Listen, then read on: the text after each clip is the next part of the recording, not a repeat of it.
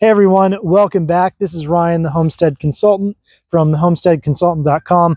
I am working on our swales today, and today I want to talk about what I'm going to do with the trough or basin, so this low part of the swale where water is intended to infiltrate. And you can see that we've gotten some grass and things growing back here. But I wanted to do some things to increase the fertility, increase the water infiltration, and just help the soil overall. Since we disturbed the topsoil and cut out a section and folded that downhill, now we're actually going to need to put some fertility back in there, because what's beneath is not topsoil. It's a bit of a harder clay, and we're trying to get that to infiltrate water, or to allow water to pass through it rather than staying in the swale. You can see we had some pretty hard rains, and these swales actually, they're very level. They fill up all the way. So these swales are already doing a great job, but we're going to try to improve that and make it even better.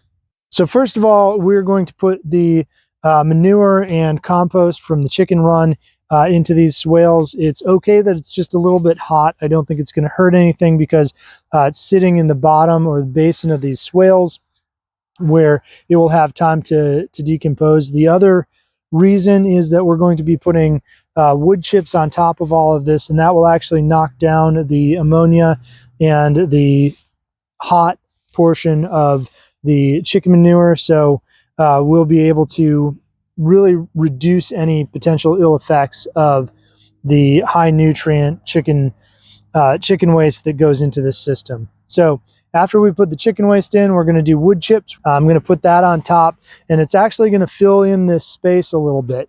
Now, this is a little bit of a different technique than some people use. I'm doing this, one, because I want more of a gradual change in height for those who are walking through this space, so it's less of a tripping hazard. I'm also doing it because I want to hold all the fertility that I'm putting here down in this space. And it's going to help us with mowing and things, because we don't have ruminants to run over this space yet. So we're going to need to continue to mow in between in these aisles in the orchard. So that is the purpose. One of the things or contentions that people might have with putting wood chips in the swale is that as water comes in, those will float. And that's actually true. And it's something that I've considered. So my intention is to put in an amount of wood chips that will not float. It will not be so much that it'll actually float up and over. But if they do float, in the cases where they float a bit, they'll just settle back down, and they're actually going to settle in a very level, even way across the entire thing. And so over time, as the grasses grow in, and as some of the seeds and things I'm going to talk about in a minute, as those things grow in, those wood chips are going to get held in place, and then they'll compost in place over time.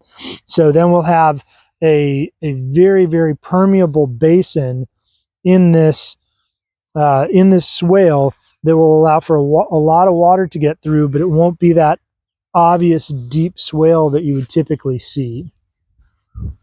Before adding the chicken manure and compost through here from the chicken run, I actually put down a decent amount of wood ash. The reason I put that wood ash down in this space is that this section of soil actually tests as being somewhat acidic. So I used wood ash from some of the trees that we've cut and burned on the property. So we saved that wood ash, and that went in here as well. So the order of things that are going on here are wood ash, chicken manure and compost, and then we'll do wood chips last. Then after all that is done, then I'm going to go ahead and plant seed throughout this entire area. The first seed that I'm going to plant is winter rye. You can see that in this video already that started to take root.